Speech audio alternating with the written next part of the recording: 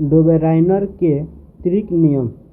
3 तत्वों में बीच वाले तत्व का परमाणु भार शेष 2 तत्वों के परमाणु भार के योग के आधा होता है। जैसे लिथियम का 7 हो जाता है और के पोटेशियम का 39।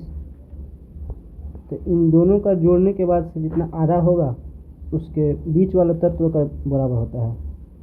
9 7 हो गया आपको 16 और 4, और इसका आधा करेंगे हम तो हमारा आ जाएगा 23।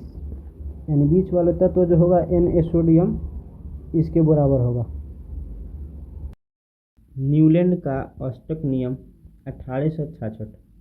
तत्व के बढ़ते हुए परमाणु भारों के क्रम में सजाने पर किसी भी तत्व से शुरू करने पर 8वां तत्व का गुण उसे मिलता है। न्यूलैंड का अष्टक नियम का दोष। यह केवल हल्के तत्व Cl यानी क्लोरीन तक लागू होता है। इसके बाद आने वाले भारी तत्व पर फेल हो जाता है। इसके अनुसार आगे चलकर तत्वों का आविष्कार नहीं होगा, जबकि अक्रिय गैस का खोज होने पर पहले तत्व का गुण 9वें तत्व से मिलने लगा, इसलिए अष्टक नियम फेल हो गया। मेंडलीफ की आवर्त सारणी। 1869 में मेंडलीफ ने 63 तत्वों को बढ़ते हुए परमाणु भारों के आधार पर सजाकर एक सारणी बनाया, जिसे हम मेंडलीफ की आवर्त सारणी कहते हैं। मेंडलीफ की आवर्त सारणी को 2 भागों में बांटा गया है। पहला, आवर्त। आवर्त सारणी में क्षैतिज कतारों को आवर्त कहते हैं।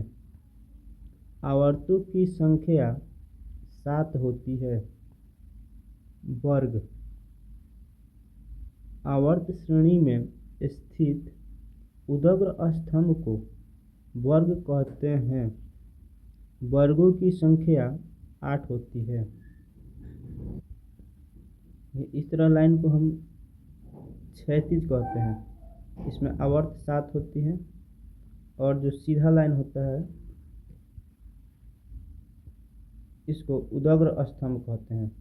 इसमें आवर्तों की संख्या 8 होती है। मेंडलीफ आवर्त सारणी के दोष। मेंडलीफ आवर्त सारणी में हाइड्रोजन का स्थान वर्ग फर्स्ट ए और 7a दोनों में है, जबकि इसे फर्स्ट ए में होना चाहिए। 2 नंबर, मेंडलीफ की आवर्त सारणी में कुछ तत्वों के परमाणु भारों को घटते क्रम में सजा दिया गया है। जैसे AR आर्सेनिक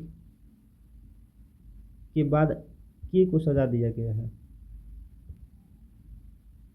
आधुनिक आवर्त सारणी 1954। हेनरी मोसले ने तत्व को बढ़ते हुए परमाणु संख्या के आधार पर सजाकर एक सारणी बनाया, जिसे आधुनिक आवर्त सारणी कहते हैं। आधुनिक आवर्त के नियम। तत्व के गुण उनके परमाणु संख्या के आवर्त फलन होते हैं।